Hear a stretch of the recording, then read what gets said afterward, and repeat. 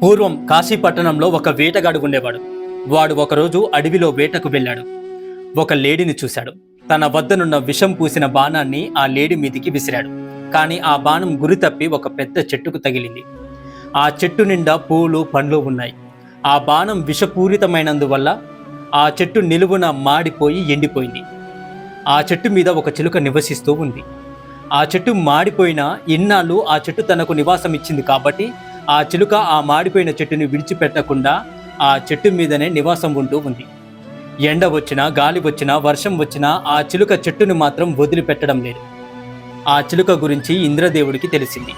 ఇంద్రుడు మామూలు మనిషి రూపంలో ఆ చిలుక దగ్గరికి వచ్చాడు. ఓ చిలుక, ఈ చెట్టు మాడిపోయింది కదా, ఎండిపోయింది కదా, అది కాకుండా ఈ అడవిలో ఫలపుష్పములతో కూడిన చెట్లు ఎన్నో ఉండగా ఈ ఎండిపోయిన, ఈ మాడిపోయిన చెట్టును పట్టుకొని ఎందుకు వేలాడుతున్నావోయ్ అని అడిగాడు.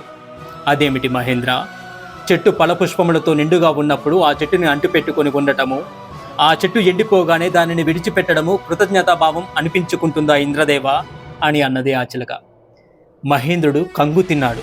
తాను మారువేషంలో వస్తే ఈ చిలుక నన్ను ఎలా గుర్తుపట్టింది, ఇంద్రదేవ అని అంటుందేంటి అనుకున్నాడు. ఓహో, ఈ చిలుక ఇదివరకు తాను చేసిన పుణ్యము వలన నన్ను గుర్తుపట్టగలిగింది అని తెలుసుకున్నాడు ఇంద్రుడు. సరేలే గాని, నేను నీకోసమే వచ్చాను కదా, ఏదైనా వరం కోరుకో ఇస్తాను అన్నాడు మహేంద్రుడు. ఇంద్రదేవ, ఈ చెట్టు ఫలపుష్పములతో తన పూర్వ వైభవంతో వెలుగొందేలా చెయ్యి అని కోరింది ఆ చిలుక.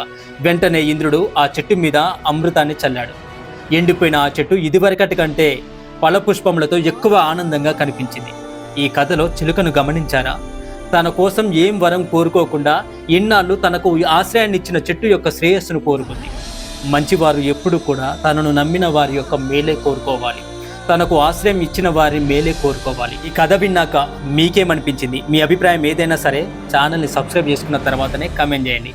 హరే కృష్ణ.